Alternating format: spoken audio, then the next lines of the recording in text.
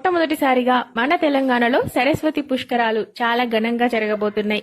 ఈ రోజు నుంచి అంటే మే 15వ తేదీ నుండి 26వ తేదీ వరకు ఈ 12 రోజులు కాళేశ్వరంలో సరస్వతి పుష్కరాలు జరగబోతున్నాయి. సరస్వతి పుష్కరాలకు అన్ని ఏర్పాట్లు పూర్తయ్యాయి. 25 కోట్ల ఖర్చు పెట్టి ఈ పుష్కరాలకు ఏర్పాట్లు చేశారట. దేశంలో ఎక్కడా లేని విధంగా ఒకే పానవట్టం మీద 2 శివలింగాలు ఉన్న క్షేత్రం కాళేశ్వరం. అలాగే 2 శివలింగాలకు అభిషేకించే నీరు గోదావరి ప్రాణహిత. ఇక్కడ సరస్వతి నది అంతర్వాహినిగా ప్రవహిస్తుంది. ఈ 3 నదుల కలయికను త్రివేణి సంగమంగా పిలుస్తారు.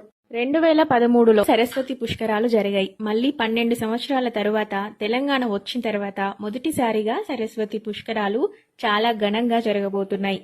ఈ స్థలాన్ని దక్షిణ ప్రయాగ అని కూడా పిలుస్తారు. ఇక్కడ శివయ్యతో పాటు సరస్వతీ దేవిని కూడా ప్రత్యేకంగా కొలుస్తారు.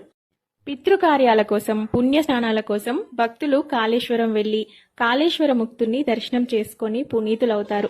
పుష్కర సమయంలో అమ్మవారికి ప్రత్యేకమైన పూజలు, హోమాలు నిర్వహిస్తారు. ఈ 12 రోజుల పాటు గోదావరికి సాయంత్రం వేళలో మంగళహారతులు ఇవ్వనున్నారు. సరస్వతీ నదిలో స్నానం చేయడం వల్ల ఎన్నో జన్మల పాపాలు తొలగిపోతాయట. 12 సంవత్సరాలకు ఒకసారి వచ్చే ఈ పుష్కరాల్లో పాల్గొని సరస్వతీదేవితో పాటు ముక్తేశ్వరుణ్ణి కూడా దర్శనం చేసుకొని శరీర శుద్ధి, ఆత్మమోక్షం, మనశ్శాంతిని పొందండి.